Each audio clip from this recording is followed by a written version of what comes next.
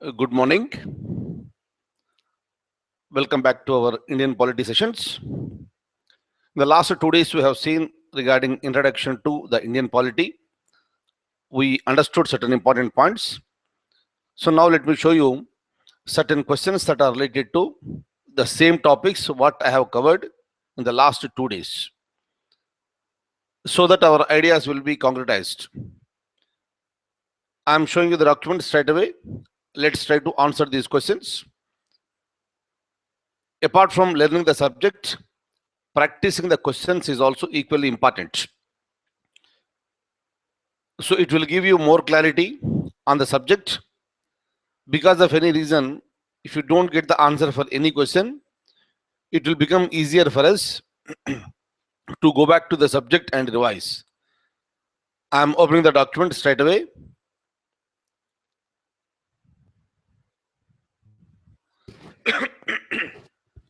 Look at this. The first question we have: which of the following is the supreme law of the land? On day one itself, we have understood that supreme law of the land is the Constitution of India. For any country, its constitution is the supreme law of the land, and so as India. So here A is the laws made by the parliament. Yes, parliament can make the laws, there is no problem. Laws made by the state legislatures. Yes, they are also making the legislations. Orders issued by the Supreme Court. Yes, we give lots of respect to the Supreme Court orders. Hence, these orders are also very much valid. There is no doubt about this. And D, if you look at this, this is the Constitution of India. So this is the text what we have in India and for which we give highest respect. And this is considered to be the supreme law of the land. Otherwise, kindly remember, in the previous class also I was telling you, we have two types of laws in India. One is the supreme law of the land, that is the constitution, and any law that is mentioned in the constitution is called constitutional laws, and the laws that are present outside the constitution are called ordinary laws. But whatever the law it is, the constitution is supreme for us every time, and the constitution is considered to be the supreme law of the land. Hopefully by this time you got the answer for this. Option D should be the answer. It is a D. Okay. Kindly see here. Some of you are there with me for the first time, maybe in this batch. Kindly listen to 1-2 statements what I am going to give you now. Kindly practice attempting the questions. But whenever you are attempting the questions, kindly pay a lot of attention and try to read that question as slowly as possible, because you are at the practice stage. Over a period of time, the speed will be increased because you have the practice. You can read a question very fastly and you can understand the question very fastly. Since this is the first time for some of you, maybe, hence I request you to read the question very slowly and understand the question. And don't try to jump to the answer directly. Please look at all the options that are available. First read the question, then look at the alternatives, A, B, C, D, whatever is given. Once you read the question, because you are already thorough with the subject, it becomes easy for you to go and hold the answer. Straight away, you can go to the answer and you can put that as the answer. This is how you need to practice. Don't try to look at the alternatives first, then reading the question. That is a wrong method. Read the question as slowly as possible in the beginning. Look at the alternatives and try to look at the answer. So during our practice session here, if you are happy that you are getting the answer, come on, good. It's a good thing. Because of any reason, if your expectation, if your answer is not correct, you need not worry. It is because this is the learning stage. So hence you are expected to go back to the topic again and revise the topic once again. Since all the videos are available for you every time, just to go back and revise the video and try to understand the whole concept and again come back. So my request again to you is that don't leave any topic uncovered. Because of any reason, if there is no clarity, kindly watch the video again on any subject. This is how you need to develop, you need to progress. Otherwise, what happens is that these subjects will look so simple in the beginning. But once you go to the examination, some questions may be found to be very difficult. It is because lack of practice. Subject may be there in the mind, but how to get it out? So during that time, one has to be very, very careful. So it's just a caution. I'm giving it to you. Please read the question very slowly, then try to pick up the answer. Look at this. Again, I'm going to the next point. So hopefully you are clear with this first question. Now, I'm going to the next one here. Look at this. What is government? On day one itself, we have understood that government is nothing but legislature, executive, and judiciary. And if you look at this, A, legislature and executive only, B, legislature and judiciary only, C, executive and judiciary only, D, legislature, executive, and judiciary. So definitely, by looking at this question, you must be getting the answer. That is nothing but option D should be the answer. Already we have understood legislature is a lawmaking body, executive is the law implementing body, and judiciary is the law interpreting body. And let me tell you one point here. Let me add it one point, I think, which was not covered in during the first session. When we are talking about the law interpreting body, any law can be interpreted by the judiciary. And if you look at the judiciary, at the highest level, I have a Supreme Court. In that Supreme Court today, we have 31 judges, including the Chief Justice of India. And this Supreme Court is considered to be the final interpreting authority of law. Whenever I use the word law, it may be an ordinary law or it may be a constitutional law. Hence, the constitution can also be interpreted only by the Supreme Court. Hence, the Supreme Court is considered to be the final authority with respect to the interpretation of the law. What do you mean by this?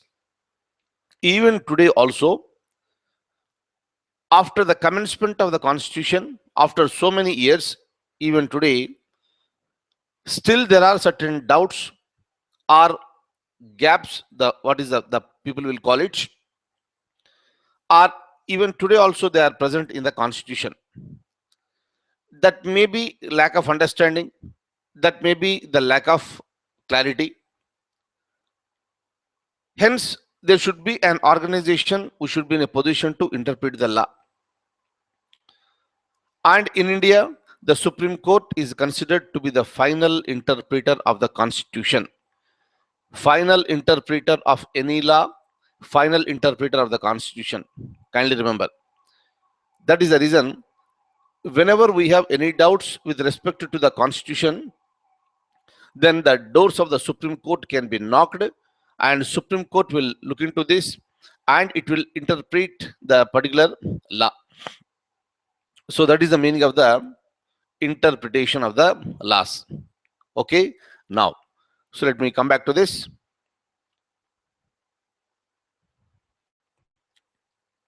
Legislature, executive, and judiciary. So option should be D. So the government means legislature, executive, judiciary. And see here, let me tell you one point.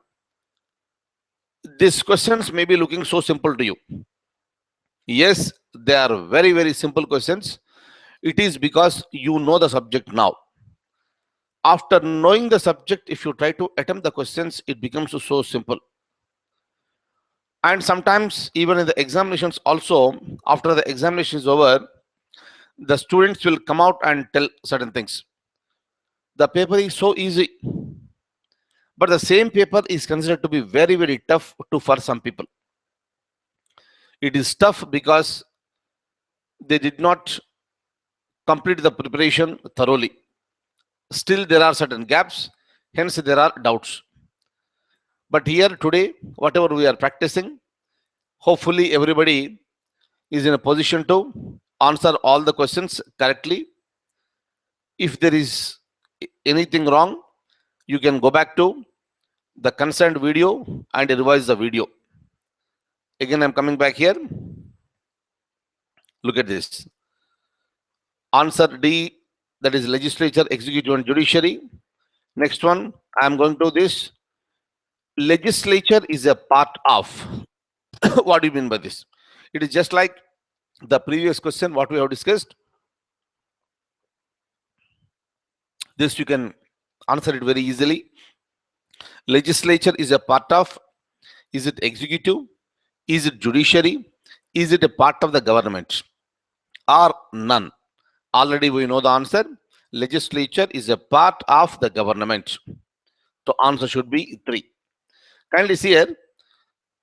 These are the questions which are being asked in any examination. In fact, from examination to examination, the standard may vary, meaning the level of standards they are asking the questions, but the subject is same. Kindly remember this. But for any subject, understanding the basics is the most important criteria. This next one we have. Parliament means. What is the meaning of the parliament?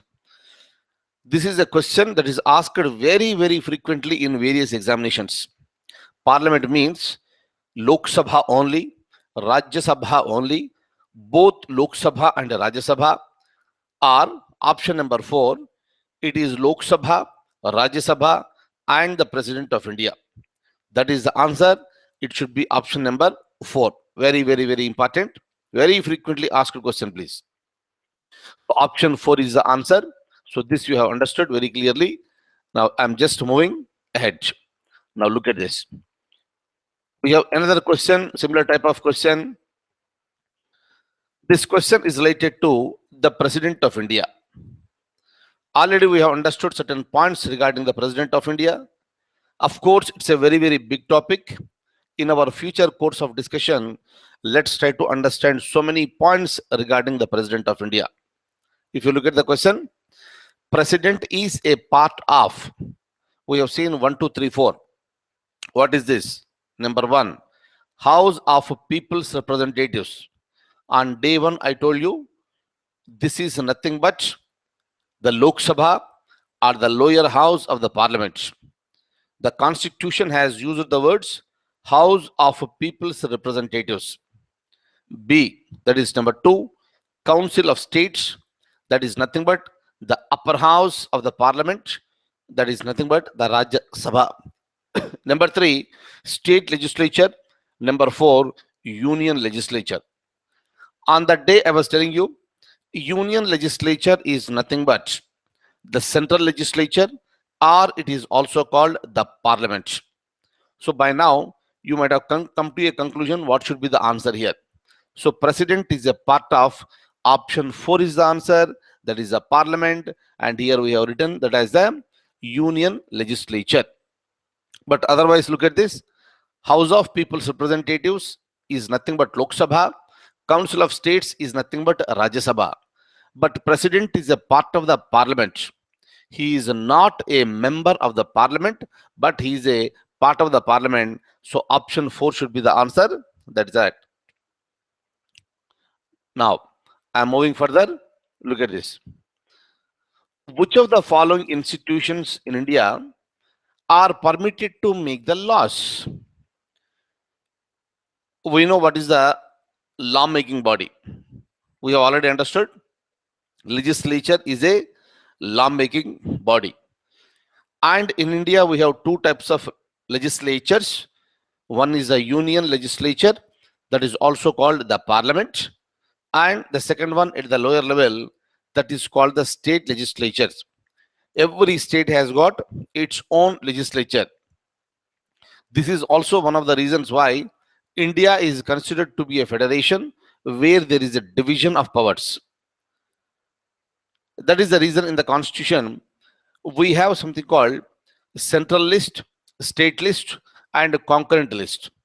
And whenever I use the word central list here, what are all the subjects that are present in the central list? The laws are made only by the parliament. And when it comes to the state list, the subjects that are present in the state list, the laws can be made only by the concerned state legislatures. Number three is the concurrent list. Concurrent is nothing but common list. And what are all the subjects that are present in the concurrent list?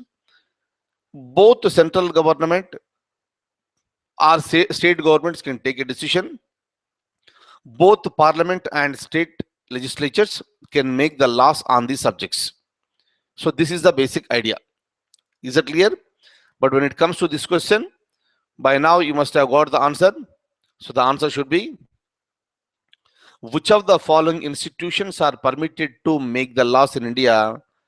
It is both parliament and also the state legislatures. Then option should be C. Kindly read and understand each question, please. Now, I'm moving to the next line. Next question. Look at this. Kindly read this question. Which of the following statements is or true regarding the state legislature? Kindly see here. You have to concentrate on the word state legislature here, meaning the question is related only to that. So immediately, so our idea should shift to state legislature. Then read ABCD and choose the correct answer. And you can find out 1, 2, 3, 4. Out of these 4, which is the answer. I'll give you some time, 30 seconds. Please read the question on your own. Try to come to a conclusion.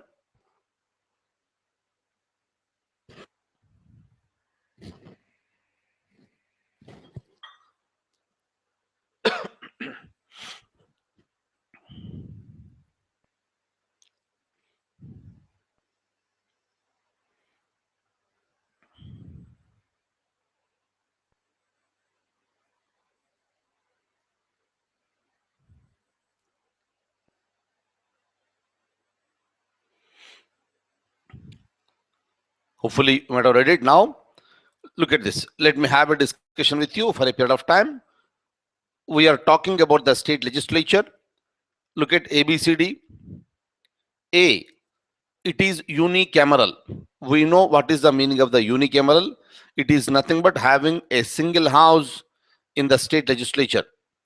It is unicameral if it consists of state legislative council and governor. What do you think? Is the statement correct? The statement is wrong.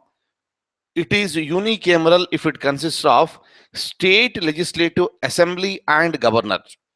It is not the state legislative council. State legislative council is an optional. If we want to create, you can create, otherwise you can just leave it. But every state, the constitution permitted that every state will have its own legislative assembly. Hence option A here in this case is wrong, because if it is unicameral, it should have assembly and governor, not legislative council and governor. So hence A should be wrong. So wherever A is coming into picture, I can just delete it. That's it. Second one, go to B. It is bicameral if it consists of state legislative assembly, state legislative council, and the governor. Yes, the day one itself we have understood this is the meaning of the bicameral, where I have assembly, council, and the governor. So option B, option that is B. B should be the statement that is given in B is right. There is no doubt about this. Look at this next one.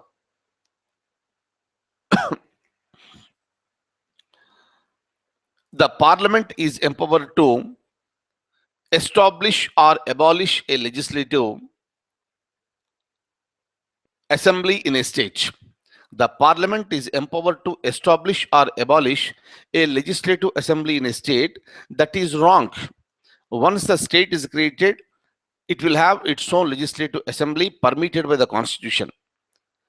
At the same time, the parliament is not empowered to abolish a legislative assembly. Very, very, very important. So option C should be wrong. So A is wrong and C is also wrong for me. And if you look at D, the parliament is empowered to establish or abolish a legislative council in a state. Yes, this particular statement is right.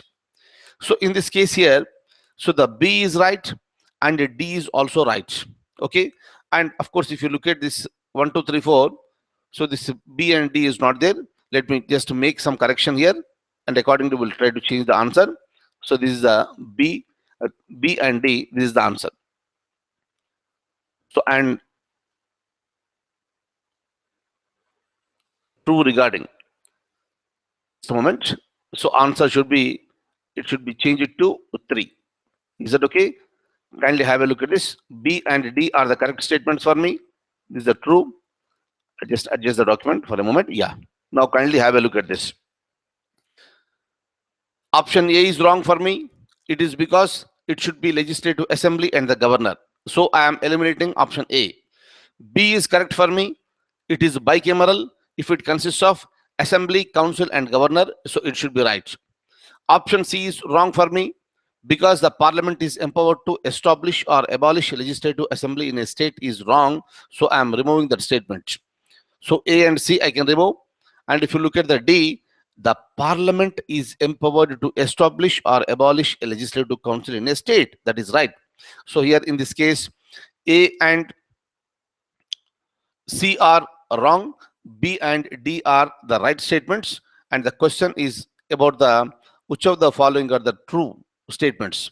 So it should be B and D. Hence, option 3 should be the answer. Okay. Now, I'm moving the forward. It's a simple, very simple question we have here. Which of the following house is the upper house in the parliament? I need not tell you regarding this. You already know this is nothing but the Rajya Sabha. Lok Sabha is the lower house, Rajya Sabha is the upper house. And when it comes to the state legislature, assembly is the lower house and legislative council is considered to be the upper house. So obviously here it should be B should be the answer. Yes, this is the Rajya Sabha, which is the upper house.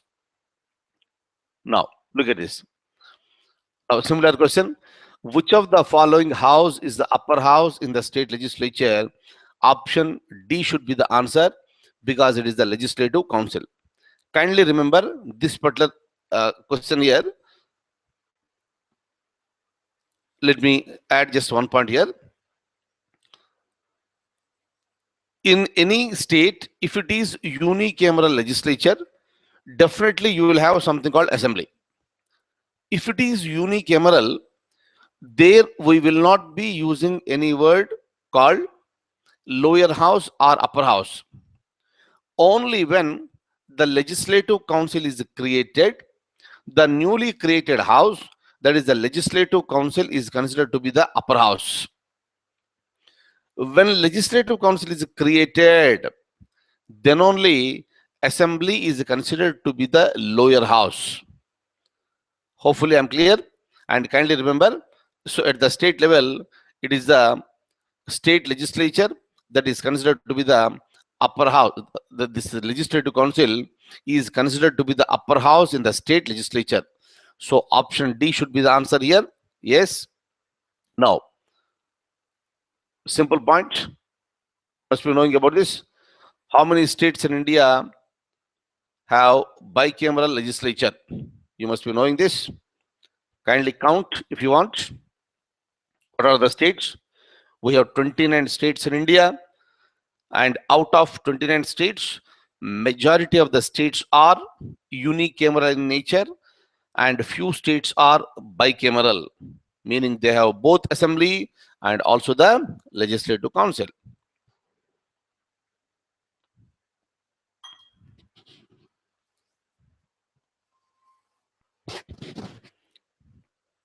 Did you count it? So here option C should be the answer. There are 7 states in India with the bicameral legislatures. Look at this answer. Yes, it should be C. And I have given here, just remember this. What are the states with the bicameral legislatures? You can look at this if you want. Andhra Pradesh, Telangana, Karnataka, Maharashtra, Bihar, Uttar Pradesh, and followed by Jammu and Kashmir. If you look at the second name, that is the Telangana, it is the latest state to be created. Kindly remember, in any examination, it may also be a question, which is the latest state to be created, especially in other state examination. Other in the sense, apart from Andhra Pradesh and Telangana, other states, if they are conducting any examination, it's a possible question. Which is the latest state? Answer should be the Telangana state. And these are the states where we have the bicameral legislature. Kindly remember this one. Yes, I'm going to the next line. So we know already the maximum strength of the Lok Sabha is, we have understood on day number 1, it is the 552. Hopefully you remember this. All points I want you to remember, please. So option D should be the answer. Yes, it is a D. Next, what is the maximum strength of Rajya Sabha? This also we have understood on day number 1. The maximum strength of Rajya Sabha is 250. It is D, right? Now, of the following statements is are true regarding the Lok Sabha. Kindly read these particular statements, please. I'll give you again 30 seconds time. Please read this question and try to come to a conclusion. This question, these points we have discussed on day number 1.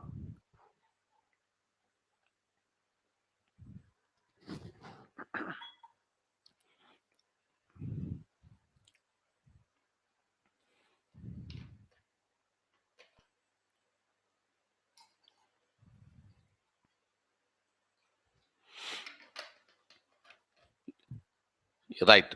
Now look at this. The maximum strength of Lok Sabha is 552. Is the statement correct? Yes, the statement is correct. And out of this 552, look at the statement B. Not more than 530 members are elected from the states. Yes, that is also correct. And not more than 20 are elected from union territories. So these are the restrictions put by the Constitution. Yes, 530 members are from the states and not more than 20 are elected from the union territories. Here in this case, A, B, C, all the 3 are right. And if you come to the D, not more than 2 members who belong to Anglo-Indian community are nominated by the president. Let me just change it here.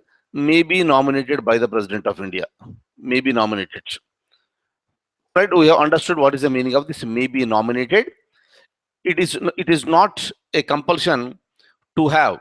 It's not a compulsion to have the nominated members in the House.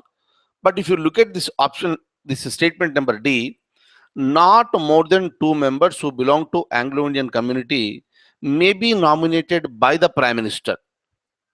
And on day 1, we have understood that it is not the Prime Minister, it is the President of India. Of course, the President is nominating on the advice that is given by the Prime Minister.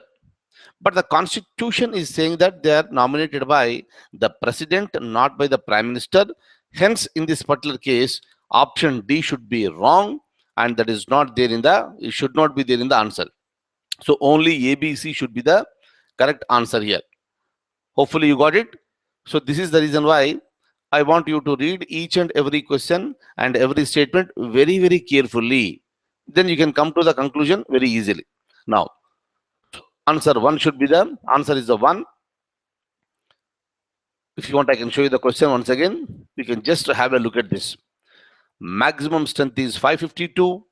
not more than 530 are elected from the states, and not more than 20 from union territories, and not more than 2 members who belong to Anglo-Indian community may be nominated. The correct answer is by the President of India, not by the Prime Minister.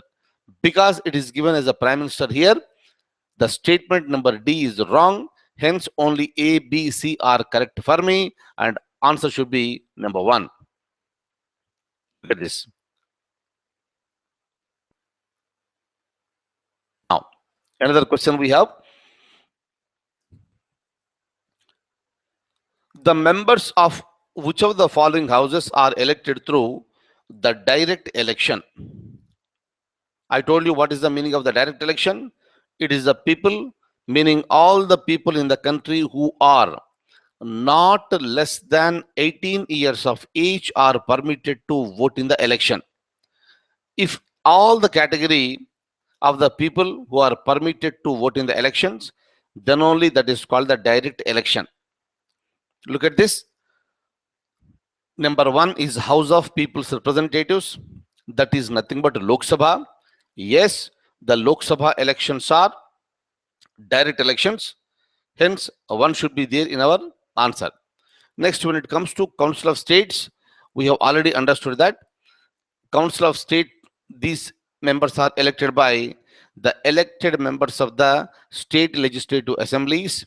Hence, the Rajya Sabha elections are indirect. So, I am removing 2 here. So, 2 is not there in my answer. So, number 3 is the lower house of the state legislature. That is nothing but assembly. We have already understood that the members in the legislative assembly are elected directly by the people. Number 4, upper house of the state legislature. Every person in the state is not permitted to take part in these elections because the people in the upper house of the state legislature are elected from different categories of the people. So there is a variation. When I come to the topic, I will have a detailed discussion. But for this question, the answer is option number 1. Option number, that is statement number 1, and statement number 2, that is the statement number 3, is the correct answer. So if you look at A, B, C, D, I have 1 and 3 at statement number D. So that should be the answer. Okay. Now, just have a look at this. Simple, very, very simple question. Elected through the direct election, that is the Lok Sabha and also the state legislative assemblies. But instead of using the word Lok Sabha, I used the word House of People's Representatives, and instead of using the word assembly, I have used the word lower house of the state legislature. See here, it is not confusing anybody here. This is how the questions are asked in various examinations.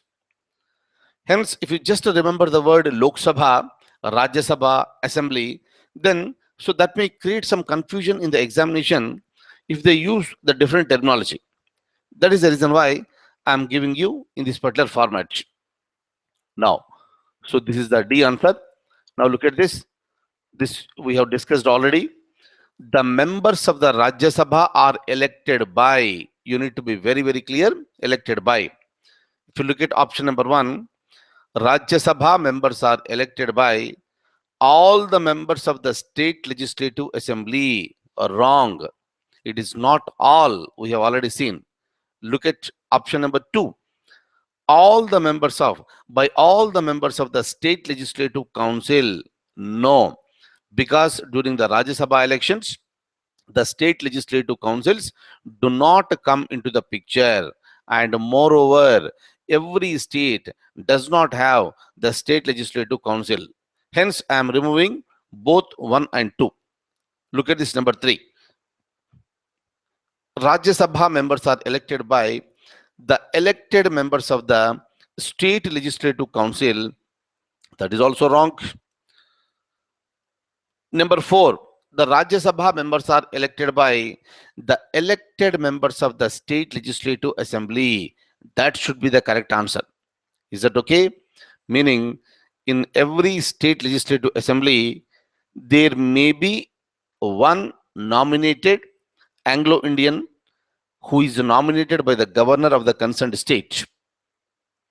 But the constitution permitted only the elected members of that assembly are permitted to vote in the Rajya Sabha elections. Already we have understood Rajya Sabha elections are indirect in nature. Kindly remember, this is also one of the frequently asked questions in the examination. Don't just, for example, if you look at statement number 1, so that is also tempting us. Rajya Sabha members are elected by the members of the state legislative assembly.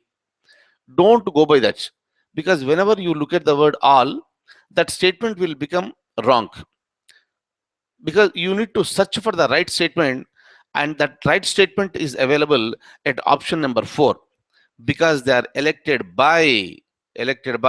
So what is important for me is that elected by this elected members I'm highlighting.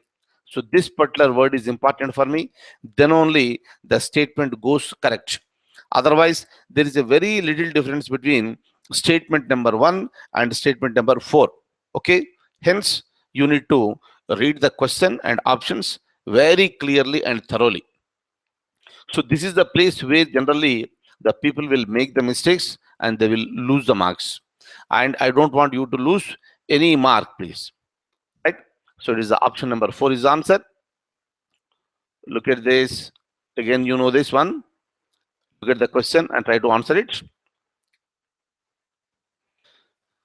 From which of the following fields the President of India nominates the members to the Rajya Sabha? Yes, we have understood that not more than 12 members are nominated by the President of India. And these are the people with the practical experience or special knowledge in certain fields. And during that time, we told that, so he is picking up the people from 4 fields, and those fields are, look at the options A, B, C, D: arts, science, literature, and social service. Yes, we understood this one. So from all these fields, the president may nominate the members to the Rajya Sabha. Hence, A, B, C, D should be the answer. So where is this? Option 4. Hopefully this is clear. Right. Option 4 is the answer. So president is nominating from arts, science, literature, and social service. Look at this. We have a question that is related to a particular one. It is, which of the following statements is or false? Instead of asking about the correct question here, correct statements, the question is related to find out the false statements that are present here. Look at this. We have A, B, C, D, and from here we are asked to pick up 3. Number 1, we need to locate the wrong statements, please. Hopefully, right, look at this. Number 1, all the bills are introduced by ministers only. Is it right?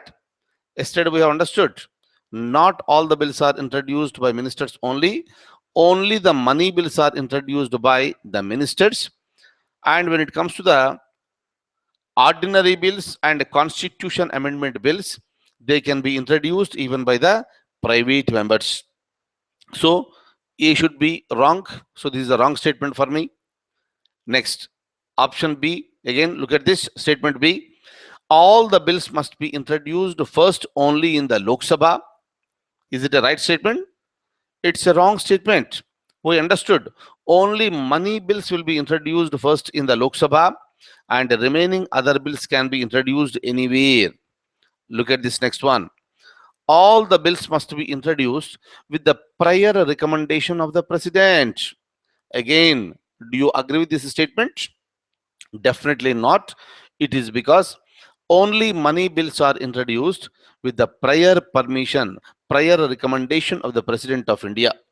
Is that okay? Now, look at this. So ABC statements are wrong for me. But if you look at option D, if you look at this, a bill can be introduced in any of the house of the parliament. Kindly see here, I would like to give you some clarification regarding the statement number D. Just read the statement once again.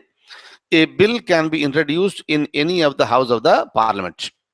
Now, during the examination, I want you to be clear with certain aspects. So this clarity should be like this. In the examination, if they use the word bill, that is, they are referring to an ordinary bill. Bill means ordinary bill, take it for granted. They need not specifically mention that the question is related to ordinary bill. Take it for granted, number one. But if they are specifically asking about the money bills, then they will specify this as money bill. If the question is related to Constitution Amendment Bill, they mention very, very clearly it is the Constitution Amendment Bill. But if they are not mentioning anything before the word bill, they are referring to the so-called ordinary bills. Am I clear? Very, very, very, very important. Kindly remember this. Bill means ordinary bill. If it is money bill, they will specify the word money. If it is amendment, they will mention Constitution Amendment Bill. Okay. Now look at this. Now look at this. A bill can be introduced in any of the house of the parliament. So this statement should be right because they are just using the word the bill here. Obviously, it should be the correct statement, but we need to locate only the wrong statements here. So A, B, C are the wrong statements for me because you have read and understood all the statements. If you want, you can look at the statements once again. Take 5 seconds of time.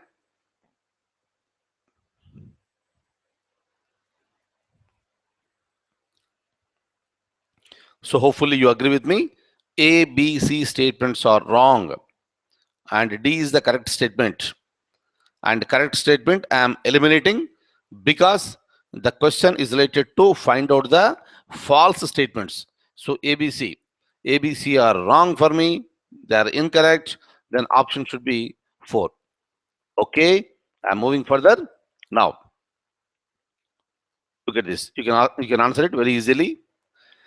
Which of the following statements are true? Read the statements. Only 2 statements are there, A and B. Come on, read it.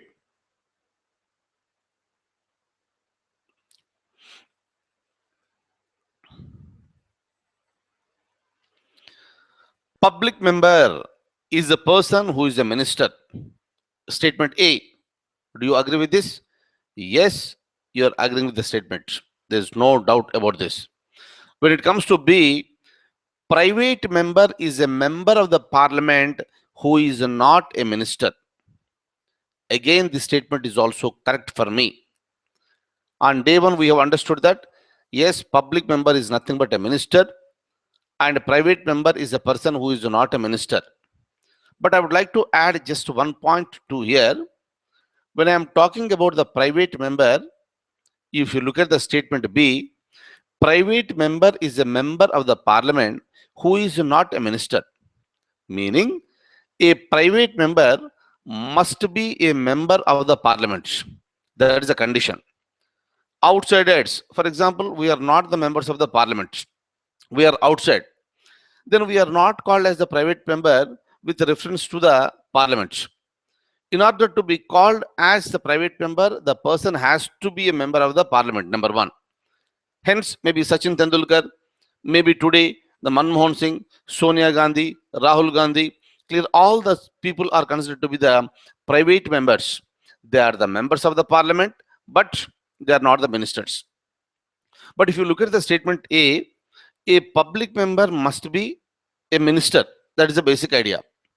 Now, just think for a moment here. Is it compulsory for the public member, that is a minister, to be a member of the parliament? That is the point here.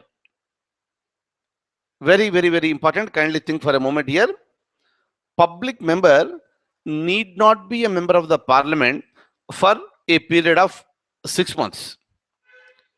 Already we have seen some examples also. So many examples were there in India where a person without being a member in the parliament, also appointed as a minister. But the condition is that that person should become a member within a period of 6 months. That is the basic idea. Hence, the difference is that public member means he is a minister. If he is a member of the parliament, it's good. If he is not a member of the parliament, also he can continue as a minister for not more than 6 months. Number one. But when it comes to the private member must be a member of the parliament. At the same time, he is not a minister. That is the point. Kindly remember this. Now, look at this here. So statements, two statements are there. We read the statements and we have come to a conclusion that both the statements are correct. Both A and B are correct for me. So option C should be the answer, both A and B. Next, look at this. We have another question here, that is, a bill becomes a law after it is. After it is. Already we have understood this one. Look at the question, answer it. After it is passed by the Lok Sabha, after it is passed by the Rajya Sabha, after it is passed by both Lok Sabha and Rajya Sabha, and D, after it is assented by the President of India. Already we have understood this very, very clearly. A bill will become a law only after the consent that is given by the President of India. Until and unless the consent is not given, until and unless the assent is not given, a bill will never become a law. So hence, in this case, option D should be the answer. Let's check up. Yes, D should be the answer here. This is the point. Now, I'm moving down here. Just a moment. I'll adjust this. Yes. Now, look at the question. Which of the following bills are introduced first only in the Lok Sabha? Very, very easy question. You can give the answer. Ordinary bills in any house. Money bills must be introduced first only in the Lok Sabha. When it comes to C, constitution amendment bills, they can be introduced in either of the houses of the parliament. Hence, for this question, B should be the answer, because only money bills must be introduced first only in the Lok Sabha. Right? Next. Here, so let me add some points here for you. For example, just look at the screen. I'm talking about the money bills, please. I told you what is the meaning of this money bill. Let me complete this point here, one important point. I told you money bills are nothing but these are the bills which are related to either expenditure or income or both. This is what we understood. Another thing we have understood that these money bills are introduced in the Lok Sabha only, that too with the prior permission of the President of India. Hence, kindly see here. So President is giving the permission, the bill is going to the Lok Sabha. Okay. Now, after going to the Lok Sabha, so it must go to this Rajya Sabha only, because every bill has to go through. Every bill has to go through both the houses. But when it comes to Rajya Sabha can discuss the bill. Kindly remember this very, very important point. Rajya Sabha has been permitted only for discussing for not more than 14 days. This is very, very important point for me. So within 14 days, if the Rajya Sabha completes the discussion, then automatically the bill will go to the President of India. And remember, first Lok Sabha, then Rajya Sabha. Rajya Sabha is meant only for the discussion on the money bill, and that too not more than 14 days. Once the 14 days are over, the bill will be forwarded to the President of India, and the President will sign, and it will become an act. Okay. Now, when it comes to this Rajya Sabha has every right to give the suggestions back to the Lok Sabha. And if the Lok Sabha accepts those suggestions, again the bill will be passed by the Lok Sabha. Then from Lok Sabha, it will straight away go to the President of India. Because of any reason, if the Lok Sabha does not accept the recommendations of the Rajya Sabha, no problem, the bill will again straight away go to the President of India. Already we have understood that there is a concept called joint session, and that joint session is applicable only for the ordinary bills. When it comes to the money bills, no joint session.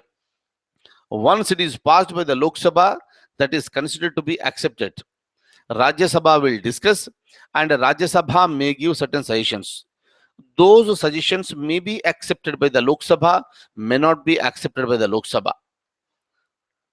Meaning, the constitution has given the ultimate power to the Lok Sabha with respect to the money bills. Hence, it will go to the President of India, and the gentleman will sign. It will become an act. That is the story. And we have understood the concept of reconsideration. We know what is the meaning of reconsideration by the President. If the President does not like any clause, or if he wants any modification, he can send back the bill for reconsideration. But the President will send back only ordinary bills for the reconsideration and not the money bills. That is the reason why money bills cannot be sent back by the President of India for reconsideration. Am I clear? Hence, Lok Sabha is considered to be very powerful with respect to the money bills. Hopefully, I'm clear. Kindly understand all the points. Very, very, very important. Now, look at this. Which of the following bills are introduced? First, only on the prior recommendation of the President. I think it should be added something here. Introduced first in the Lok Sabha. First in the Lok Sabha, only on the prior recommendation of the President. We can straight away go to the answer here. The answer is money bills. Only the money bills must be introduced in the Lok Sabha only with the prior recommendation of the President. So option B should be the answer here. Yes, B is the answer. Here, as we start learning the subjects, as we are going forward, answering the questions will also become so easy for us. It is because we are getting complete grip on the subject. That is what is the most important requirement. And without having the clarity, it becomes very difficult to answer the questions.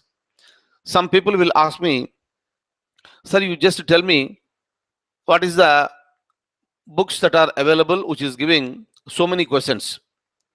There is nothing like it. Questions are available, that's a different thing.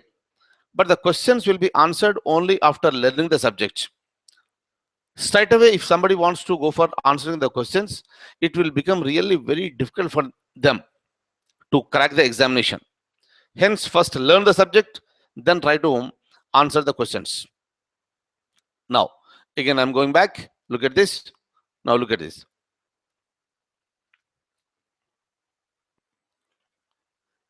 I need to adjust this. Yeah. Look at this one. Which of the following bills can be passed by the simple majority? Look at this. Ordinary bills are passed with the simple majority. Money bills are also passed with the simple majority. When it comes to the constitution amendment bills, they must be passed only with a special majority.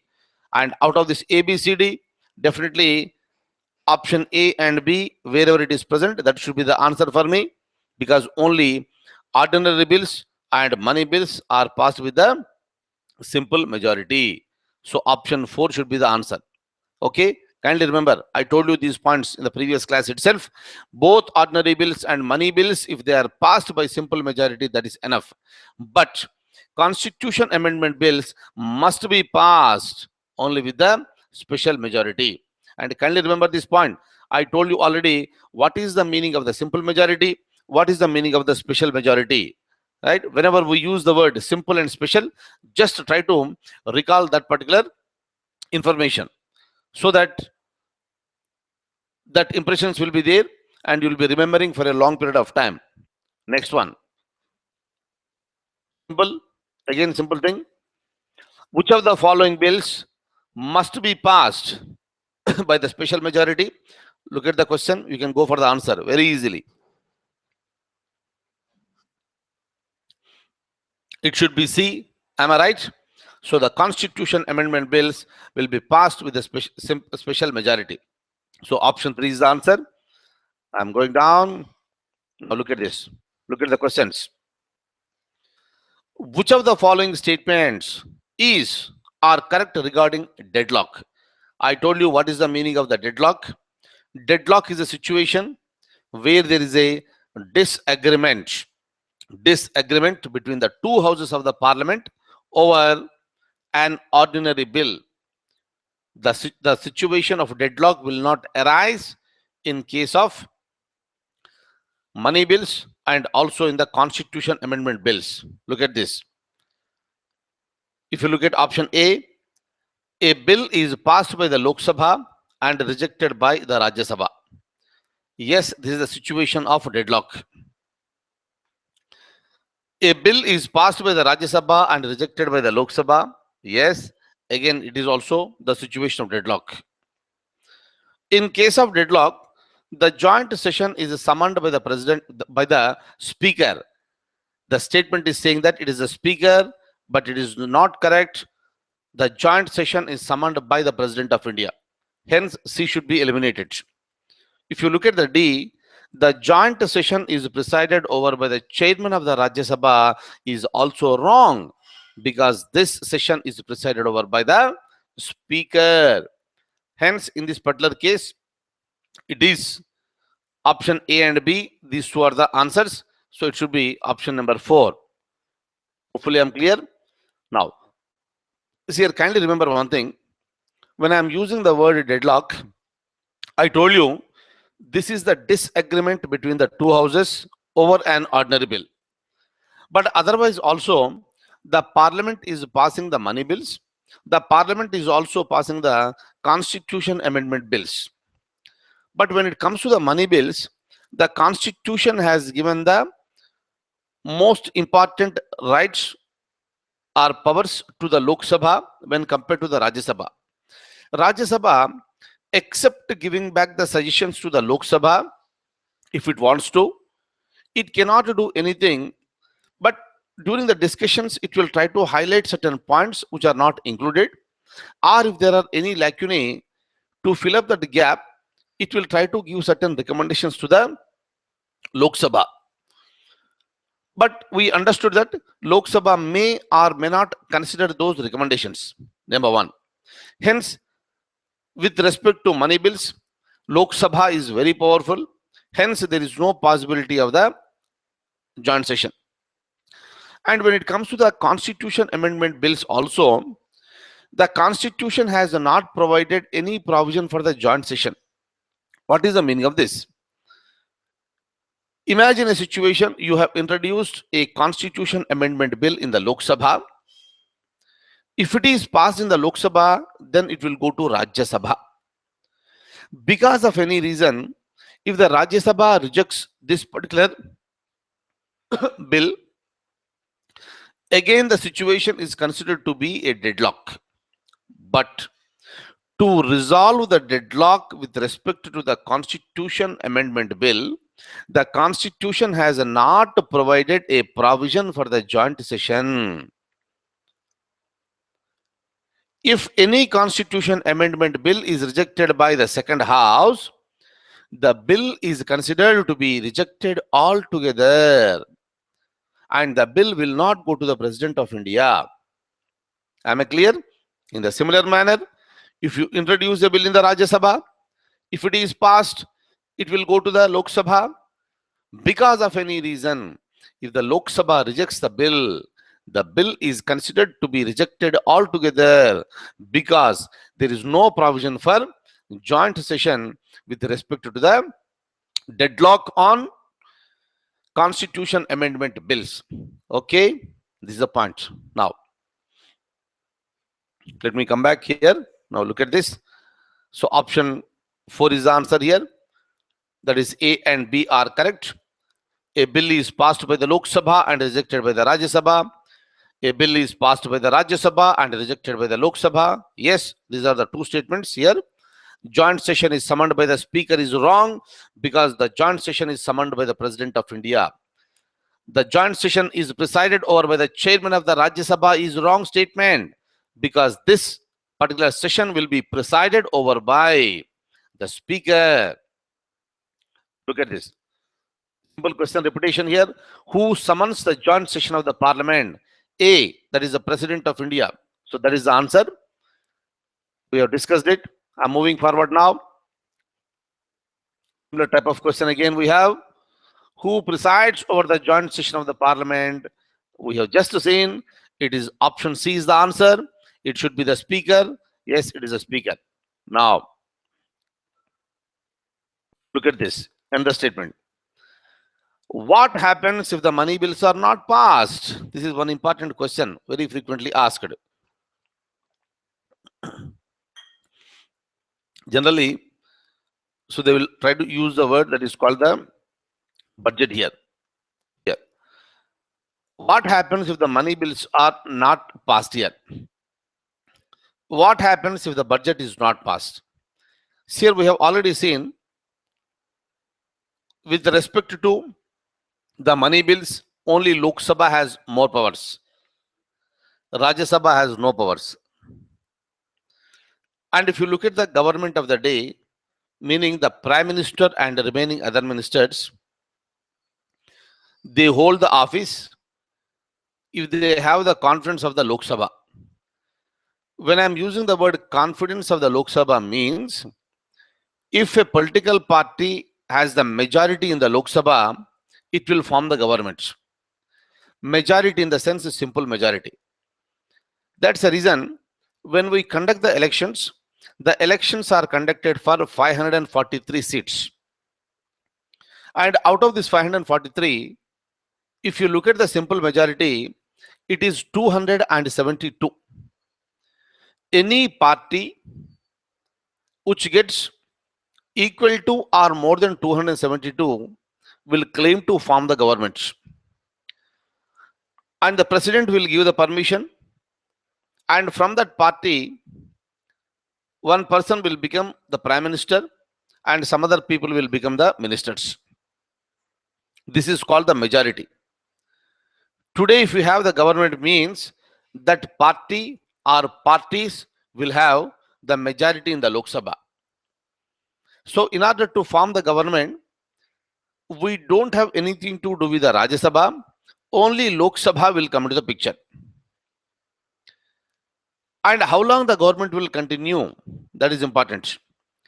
Generally, the governments are expected to continue for a period of 5 years.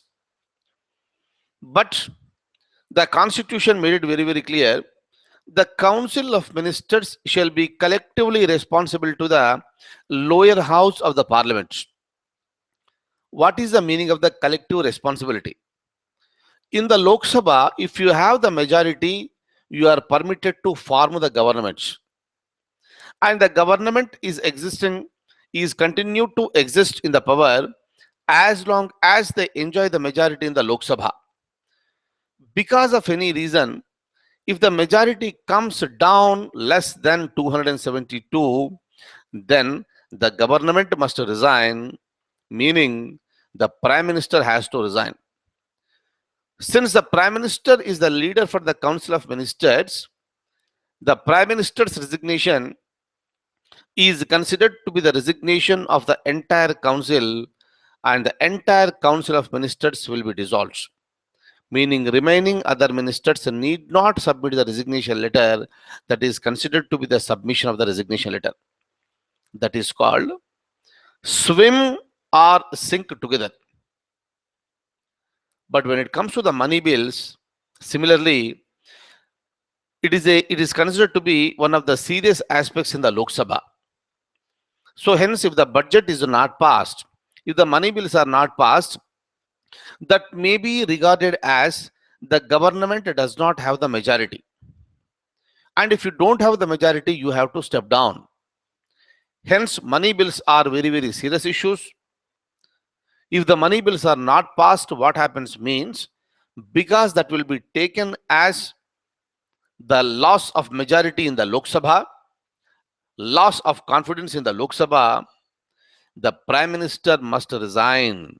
That is the point. Kindly remember this. If the money bills are not passed, If the budget is not passed, what happens? The Prime Minister must resign. Okay, I'll show you the question again. Look at this one. Yeah. If the money bills are not passed, the President resigns, the Prime Minister resigns, Finance Minister resigns, or the Parliamentary Affairs Ministers resign. Answer is the Prime Minister resigns. Kindly remember this. Option B. This is the answer.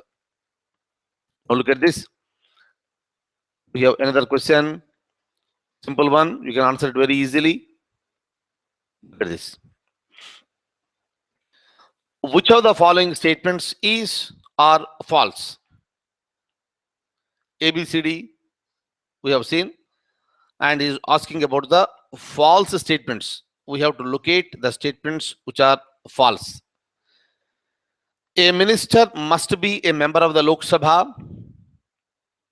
Is it a correct statement? No, we have understood that. A minister can be a member of any house. Clear? He need not be a member of the Lok Sabha. Hence, this statement is wrong. B, a minister must be a member of the Rajya Sabha. That is also wrong. A minister must be a member of either of the houses of the parliament. Again, I am saying it is wrong. Because read option D, then we will understand. If a person is appointed as a minister without being a member of the parliament, he must become a member before the expiration of 6 months from the date of appointment. Yes, a person can be appointed as a minister without being a member of the Lok Sabha, without being a member of the Rajya Sabha. But the condition is that he has to become a member within a period of 6 months. Then option A, must be a member of the Lok Sabha, is wrong. Must be a member of the Rajya Sabha is also wrong. Must be a member of the either of the houses is also wrong, because the constitution is giving the permission for 6 months. So hence only D is the correct answer for me. But because the question is asking about finding out the wrong statements, A, B, C are wrong for me. Hopefully you will agree with me. So here ABC is present in option 3. So that option 3 should be the answer, because all the 3 statements are false statements. Okay. Now look at this next point I would like to tell you. So we have seen certain points regarding the so-called the objective type of questions here. It becomes really funny, sometimes entertainment and enjoyment as far as answering this objective type of questions are concerned.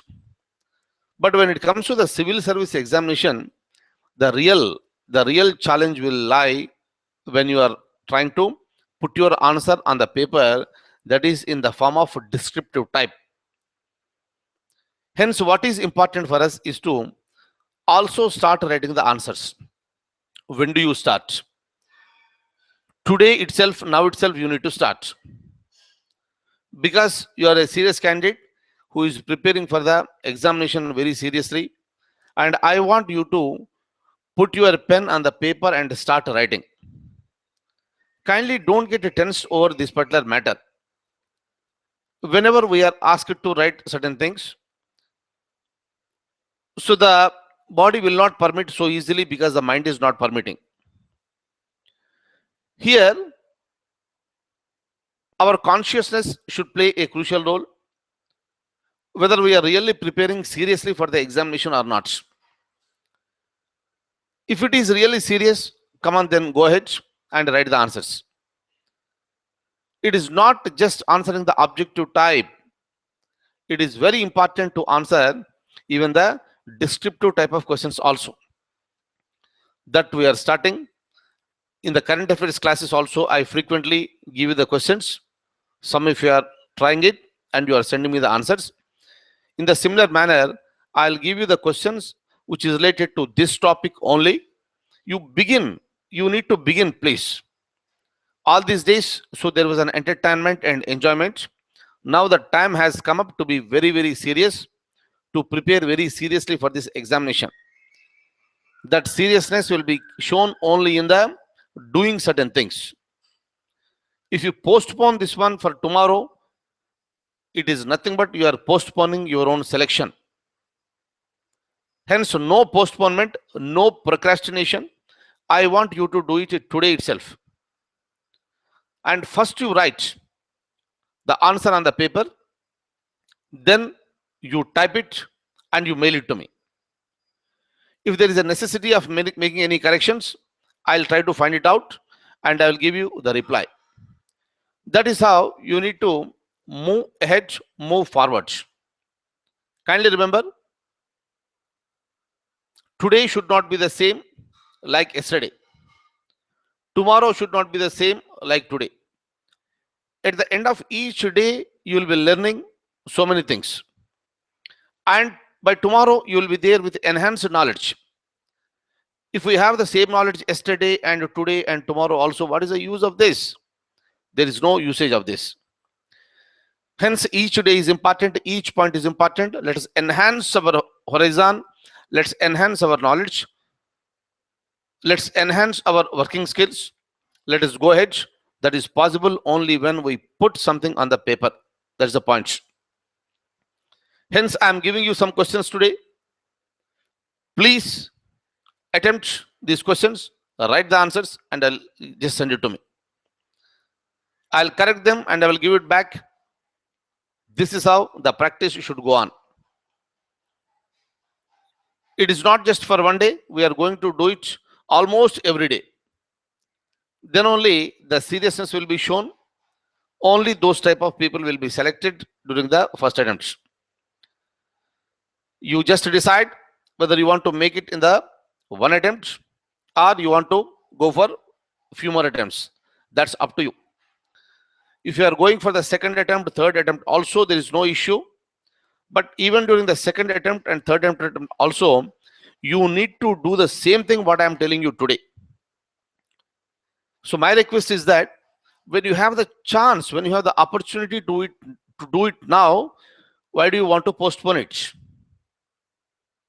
Hence, kindly follow my instructions, kindly follow the videos, kindly follow the questions that I am giving it to you. That will give you the service. Take it for granted. I'll just show you 2 to 3 questions and try to answer these questions here. Look at this. Simple one, very simple one. What is Parliament and how the bills are passed in the Parliament? Come on, take the paper and write the answer for 150 words. Just look at the question here. I try to answer it. Okay? You need not write beyond 150 words. If you can write the answer within 100 words also, no problem for me. But begin. That is important for me. I'm showing you another question. Look at this. What are money bills? Why are they important? Can't you write this? You can write. That's it. Simple. You can write it. Of course, more points will be there. That will be covering it over a period of time. But with the present knowledge also, you can make an attempt, and over a period of time, you can add more points. This is the second question, please. I think I also have the third question. Look at this. What is a deadlock? We know what is a deadlock. Come on, simple one. This is nothing but the disagreement over an ordinary bill between the two houses of the Parliament. And how is it resolved? You know how is it resolved? The president comes into the picture and the speaker presides over the joint session. And in the joint session, they'll be combinedly sitting, combinedly discussing, combinedly voting, and that is how you will resolve it. You can write it. Come on, please write it. Right? Now, of course, we have another topic that is called the Council of Ministers. So let me complete this topic for you today. But kindly see here. These are the 3 questions I have, and I want you to answer these questions, please. 1 to 3. If you want to make a note of this, please make a note of this. Now, let me take some more time here. I'm coming down. You just have a look at this. For example, here, just let me complete this topic for our better understanding. That is called Council of Ministers. What do you mean by this? Whenever I use the word Council of Ministers, I am talking about the group of ministers. Say, for example, at the central level also I have the Council of Ministers, and at the state level also I have the Council of Ministers. At the central level, let me talk to you first. I have the Prime Minister and some other ministers. All of them put together is called the Council of Ministers. And how exactly somebody became the Prime Minister of India? How exactly other members have become the ministers? And we already understood that a minister can be a member of either of the houses of the parliament. If not, also no problem. Within 6 months, he has to become a member of either of the houses. But what exactly happens is that once the Lok Sabha elections are over, once the results are out, any party which gets a simple majority in the Lok Sabha, I am not using the word parliament, I am not using the word Rajya Sabha, I am just using the word Lok Sabha, because Lok Sabha is very important for me to decide which party will form the government. Ministers may be coming from the Rajya Sabha, I am least bothered. But for the formation of the government, the strength of a party in the Lok Sabha is very, very important. And we already understood that there are 543 members who are elected by the people. Once the elections are over, any party which gets minimum 272 seats in the Lok Sabha will claim to form the government. And that particular party, the members will sit together. I am talking about Lok Sabha members, and these Lok Sabha members, a party which got 272 members or more, they sit together and they will elect one person as their leader. So he will become the leader of majority party in the Lok Sabha, and that party will write a letter to the President of India, because the responsibility of appointing the Prime Minister lies with the President of India. But the President should be intimated. Hence, the majority party will write a letter to the President of India requesting the President to appoint their leader as the Prime Minister. Since we are living in a democracy, the President is expected to go by the decision or the mandate that is given by the people. Hence, the President will invite the leader of the majority party in the Lok Sabha to form the government. And that particular person will be appointed as the Prime Minister.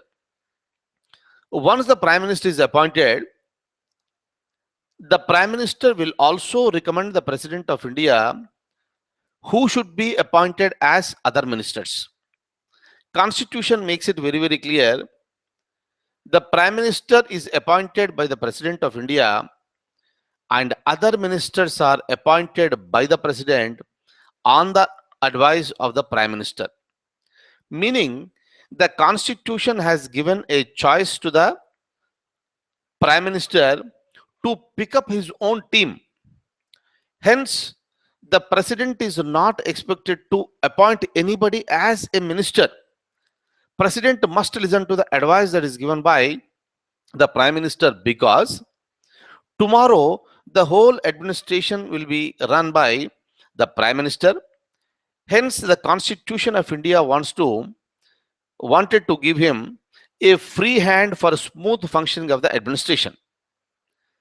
Hence, the Prime Minister will be recommending, the President will be appointing the same members as the ministers. And once these ministers are appointed, all the group of ministers headed by the Prime Minister is called the Council of Ministers. Okay. Now, I'll just show you the document and I'll just type it, how exactly the council will look like. Now look at this. I'm talking to you about the Council of Ministers. And once the Prime Minister has come into the picture, kindly remember, the Prime Minister will come into the picture depending on the majority of a political party in the Lok Sabha. And that group will sit together elect a leader, and that leader will be coming, name will be forwarded to the president, and the president will be appointing the same person as the prime minister. Kindly remember that leader who is chosen by the majority party may be a member of the Lok Sabha. May be a member. I'm not using the word compulsorily.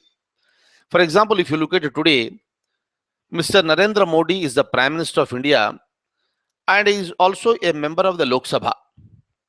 Hence, there is no issue. He has been appointed as the Prime Minister because he was chosen as the leader of the majority party in the Lok Sabha. But if you go back, starting from the year 2004 to 2014 in India, Dr. Manmohan Singh was the Prime Minister. But if you remember this one, Dr. Manmohan Singh was not a member of the Lok Sabha, but he was a member of the Rajya Sabha. Right? But he was the leader. He was chosen as the leader for a majority party in the Lok Sabha. Hence, the president has appointed Dr. Manmohan Singh as the Prime Minister of India. So we have seen one example, Mr. Narendra Modi.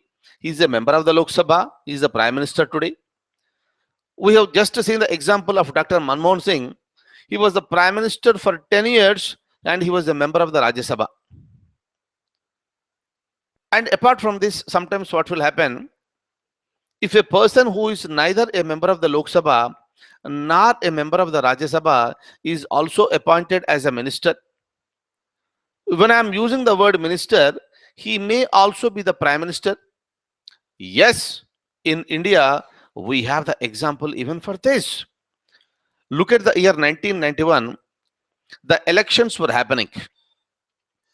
During that time, one of the senior politician, who is a member in the Congress party, he just got retired from the politics. It was P.V. Narasimha Rao. He wanted to retire from the politics and he retired and he did not contest in the 1991 elections. And the election schedule was released and the elections were going on and it was the mid of the elections. Unfortunately, during that time, on May 21st, 1991, the former Prime Minister of India, Shri Rajiv Gandhi, was brutally assassinated. Very, very sad incident has taken place during that day. And the elections were conducted.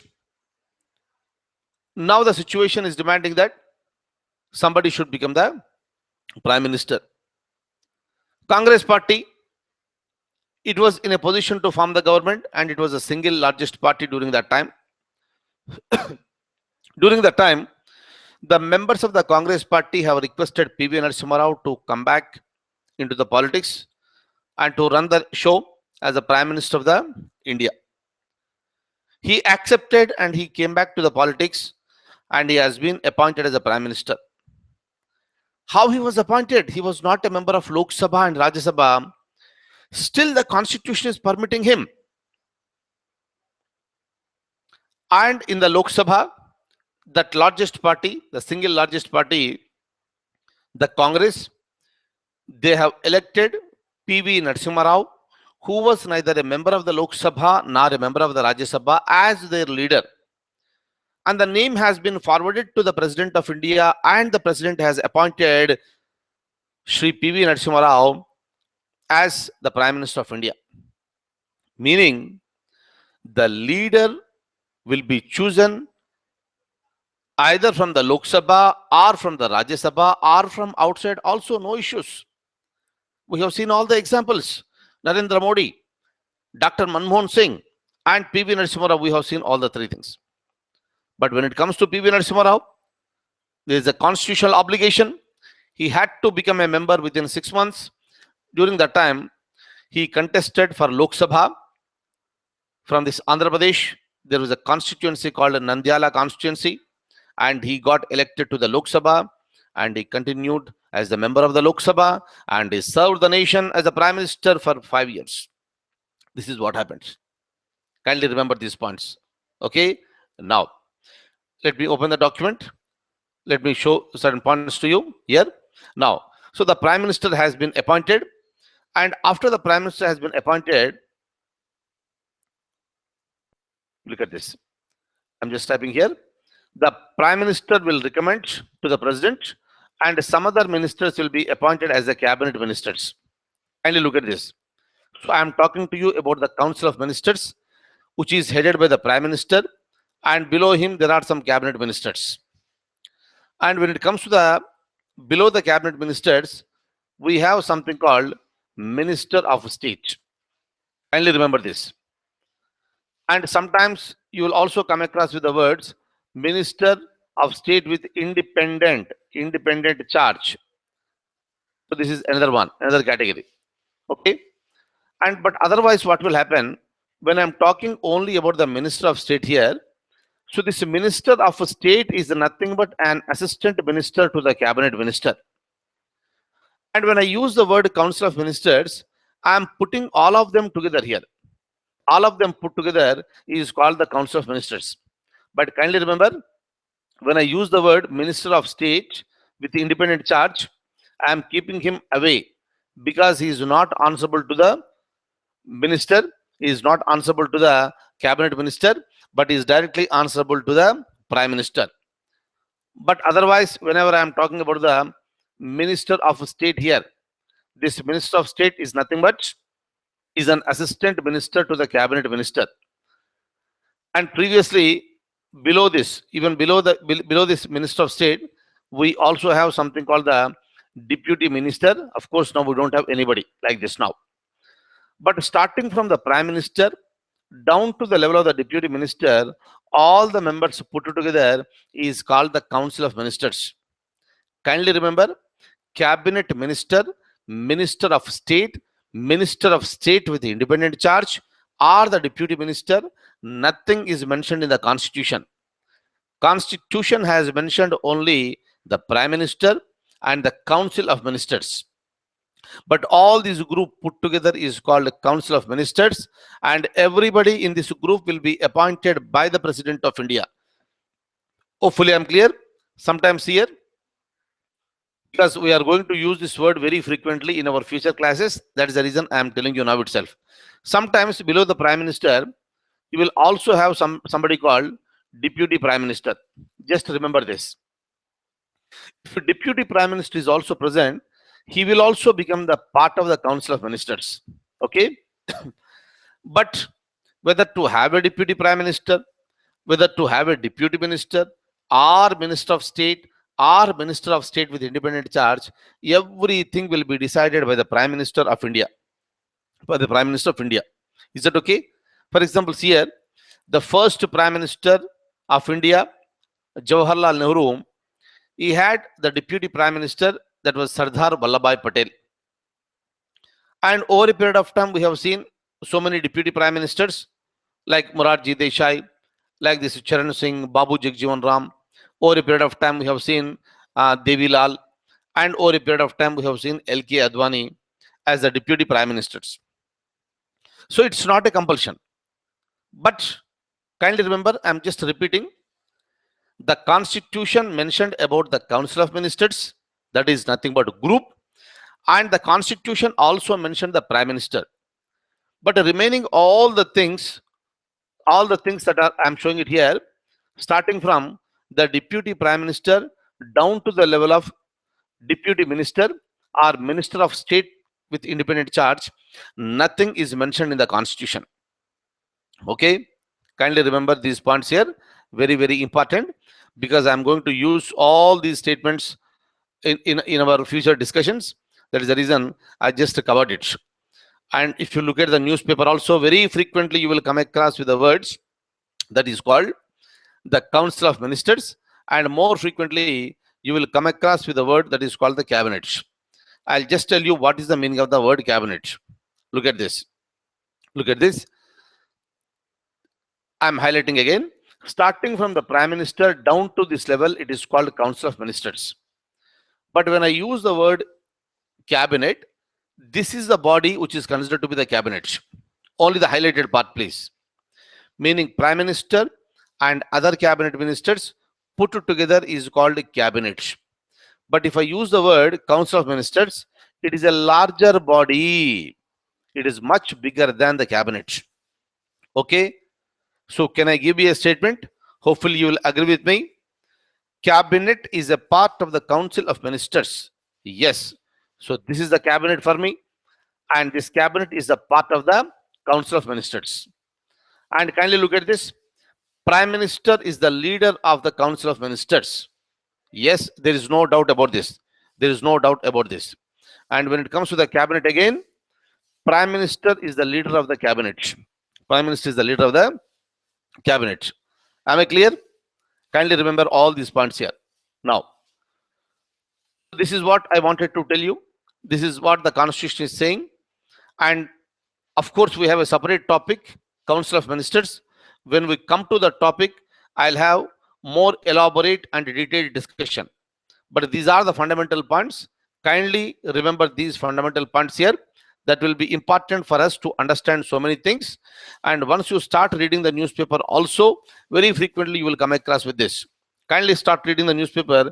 You will come across with the words cabinet minister, minister of state with the independent charge. But at the same time, I want you to remember that nothing is mentioned in the Constitution. Is that okay? Constitution has not used these words. Constitution has used only the Prime Minister and the Council of Ministers. Okay. And if you want to revise these questions, kindly revise the questions once again today itself. But when it comes to the descriptive answers, again, I am telling you, you need to start today. You need to write today itself. Am I clear? So let me stop here for today, and we'll meet tomorrow at the same time at 5 o'clock. But see you in the evening for current affairs session. Till that time, I wish you all the very, very best and have a very good day, and see you in the evening. Thank you so much for being with me this morning.